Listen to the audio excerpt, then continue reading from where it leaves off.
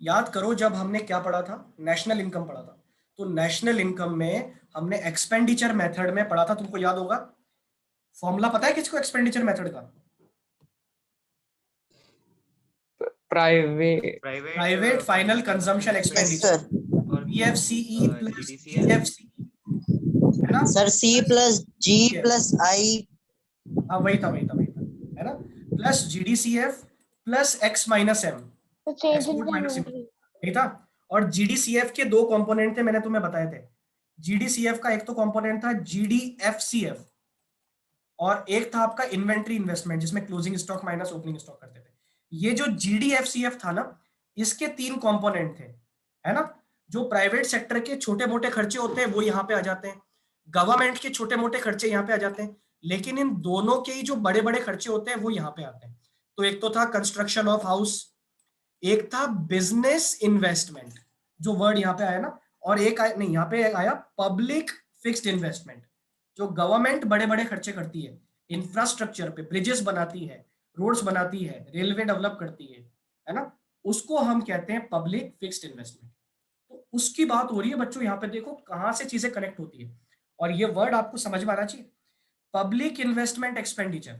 आप इंफ्रास्ट्रक्चर पे अगर खर्चा करोगे, आई थिंक ये बात सबको समझ में आ रही होगी, अगर आप इंफ्रास्ट्रक्चर पे खर्चा करोगे तो अपने आप उससे प्रोडक्शन बढ़ जाएगा, भाई सीधी सी बात है।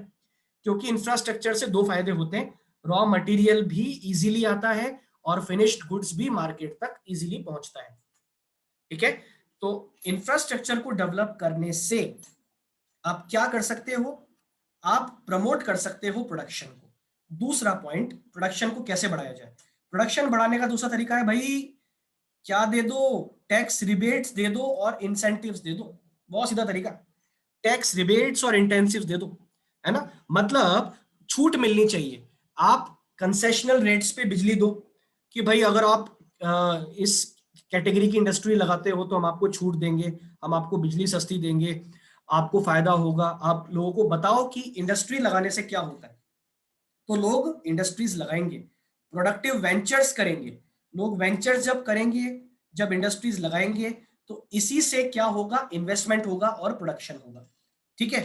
तो प्रोडक्शन बढ़ाने के दो तरीके क्या है, इन शॉर्ट याद रखो, एक तो क्या करना, इंफ्रास्ट्रक्चर बढ़ा देना, और दूसरा कि टैक्स रिबेट्स और इंसेंटिव्स देना, ताकि लोग इन्वेस्टमेंट करें इंडस्ट्रीज में, ठीक है। ये दो चीजें अगर की जाए तो बच्चों प्रोडक्शन बढ़ जाता है, प्रोडक्शन बढ़ जाता है तो रियल जीडीपी बढ़ जाता है, और रियल जीडीपी बढ़ना ही हम क्या कहते हैं, इकोनॉमिक ग्रोथ कहते हैं। तो मुझे ये बता दो, ये दोनों पॉइंट समझ में आ गए, stability and growth. Yes sir.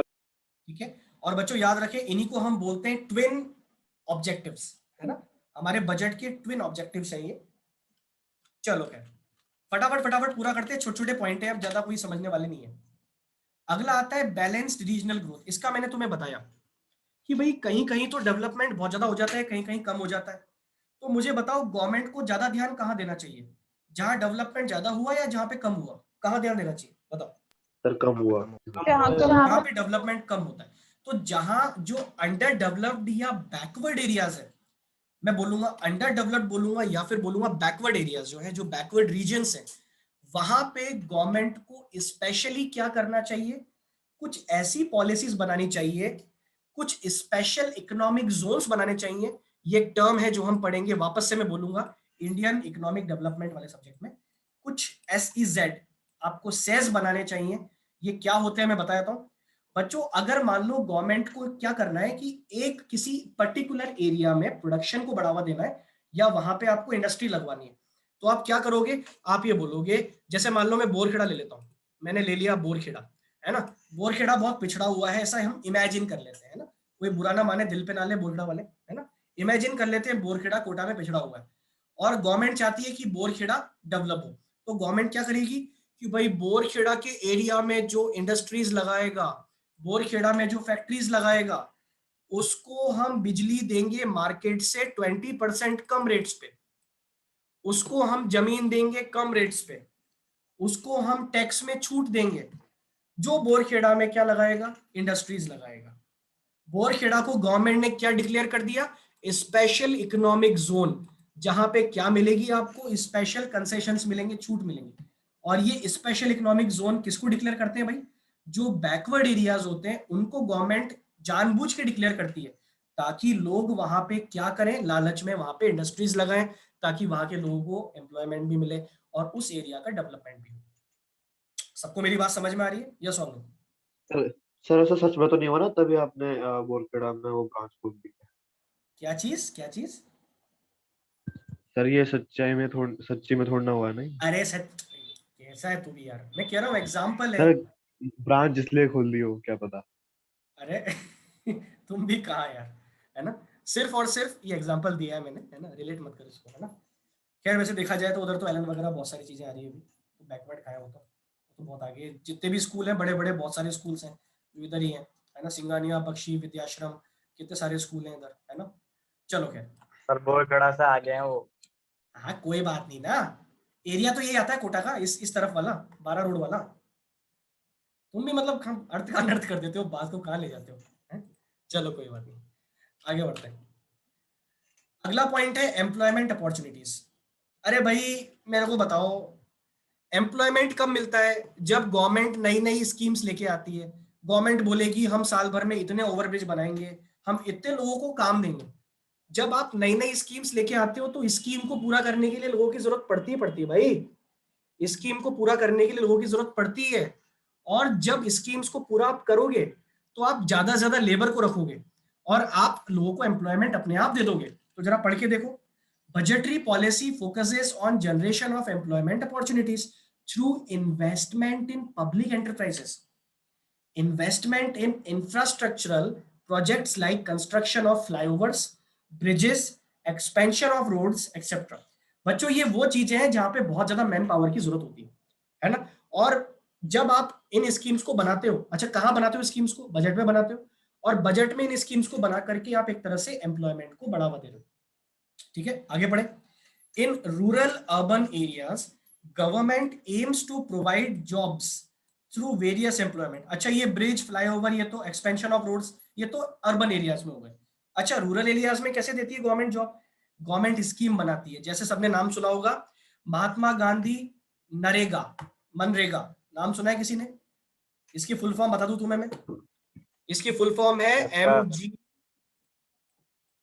नारेगा, है ना, ये ए नहीं आता शायद बीच में। Mahatma Gandhi rural employment guarantee act. और गजब हो गया, नेशनल भूल गए। बिल्कुल बिल्कुल बिल्कुल, हाँ नहीं नहीं कोई बात नहीं, सही है वो, महात्मा गांधी सर इसमें गड्ढे नेशनल, खुदवाते हैं ना, क्या करवाते हैं? गड्ढे खुदवाते हैं गड्ढे।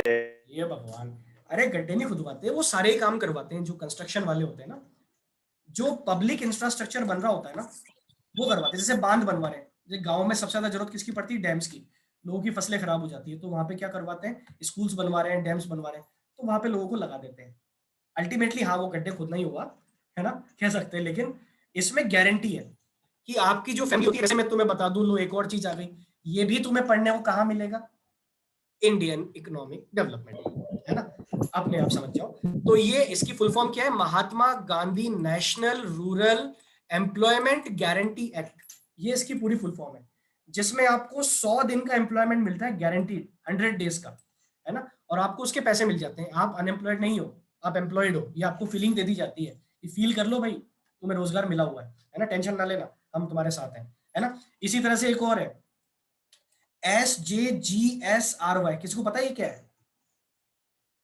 स्वर्ण जयंती क्या बात है, वेरी गुड, कौन बता रहा है ये?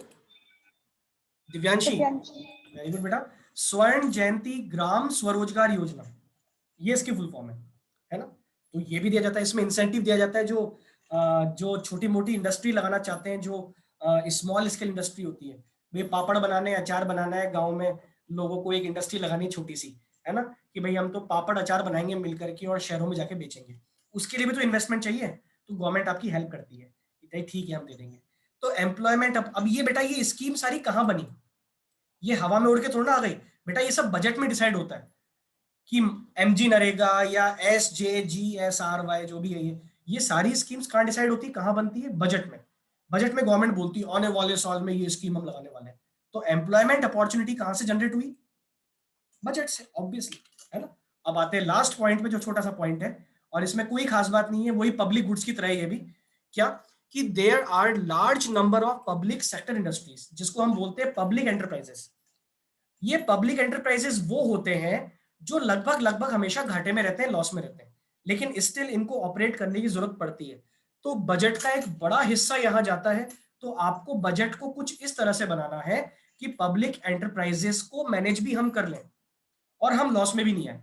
इस तरह से आपको कुछ बनाना है। There are large number of public sector industries specially natural monopolies. ये एक वर्ड आया यहाँ पे, नेचुरल मोनोपोलीज। इसका मतलब होता है कि वो इंडस्ट्रीज जो नेचुरली गवर्नमेंट ऑन्ड होती है, जैसे न्यूक्लियर पावर हो गई, जैसे रेलवे हो गया।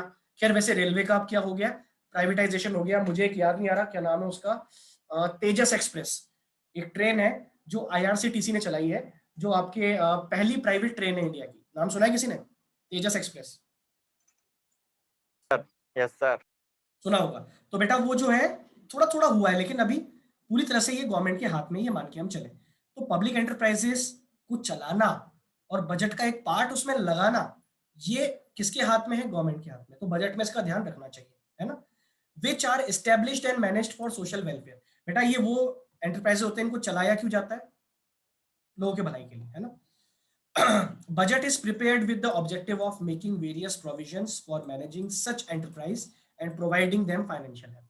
बजट इसलिए बनाया जाता है ताकि इनको हम मैनेज भी करें और इनको फंड भी दे दें। बहुत सिंपल पॉइंट है, इसमें कोई खास बात है नहीं। तो बच्चों ये हमने पढ़ लिए हैं पूरे ऑब्जेक्टिव, बहुत डिटेल में पढ़ लिए, बहुत टाइम हमने लगाया इसमें, लेकिन आई थिंक सभी को ये पॉइंट समझ में आ गए होंगे। और ये है जो अभी बच्चे हैं, मैं एक बार देख लेता हूँ कौन कौन है जो वाकई में पढ़ने की दिल से इच्छा रखते हैं, है ना। और बाकी तो सारे नालायक एक नंबर के। अक्षु, आयुष, भूमिका, धनेश, दिव्यांशी, हर्षल, केशव, ख्याति, कीर्ति, मानवेंद्र, नमन, पीयूष, प्रियांशी, विशाल। बेटा तुम्हें इसका रिवॉर्ड मिलेगा, देख लेना, ठीक है। अगर आप लोग इसी तरह से सीरियसली पढ़ते हो तो आपको इसका रिवॉर्ड मिलेगा, है ना। ये अच्छी बात है, इसी तरह से पढ़ते रहो। मुझे भी लगना चाहिए कि अगर मैं कभी तुम्हें 3 घंटा पढ़ा दूं तो तुम लोग पढ़ने में केपेबल हो, वरना मैं कभी तुम्हारी एक्स्ट्रा क्लास रखूंगा ही नहीं, है ना। रखूंगा ही नहीं मैं। फिर बच्चे बोलते रहते सर रखते ही नहीं हो, रखते ही नहीं हो। मैं रखूं क्यों भाई? बच्चों की इच्छा भी तो होनी चाहिए पढ़ने की, है ना। चलो भाई, तो आज के लिए बहुत है। हाँ, मैं ये एक बात बोल दूं कि बहुत सारे लेक्चर अभी बाकी हैं अपलोड होना, तो मैं उनको अपलोड कर दूंगा, ठीक है। प्लस ये वाले भी कर दूंगा आज के, तो सारे आपको आज शाम तक मिल जाएंगे। प्लस इसके नोट्स अभी आपको मिल जाएंगे ग्रुप पे, ठीक है। सर हाँ बेटा बोलो। सर अभी 10 मिनट पहले अभिमन्यु अभी था यहाँ पे। ठीक है ठीक है, अभिमन्यु भी था, मेरे को याद है, मैंने देखा था उसको। सही है, वो अभिमन्यु भी था, है ना। ठीक है, तो बच्चों इतना ही रखते हैं, है ना। आज के लिए बहुत है, बहुत मेजर क्लास हो गई है। हमने 10-20 पे स्टार्ट कर दिया था, है ना। लगभग लगभग हमको 1 आवर एंड 40 मिनट्स हो गए, है ना। तो आज के लिए इतना ही रखते हैं, बहुत है।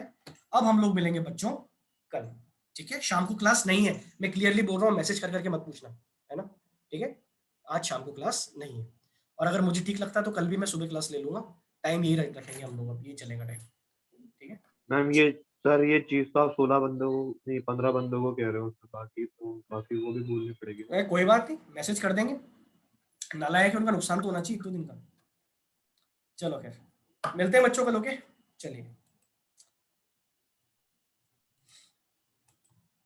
Bye sir, thank you. Bye बच्चों, बाय।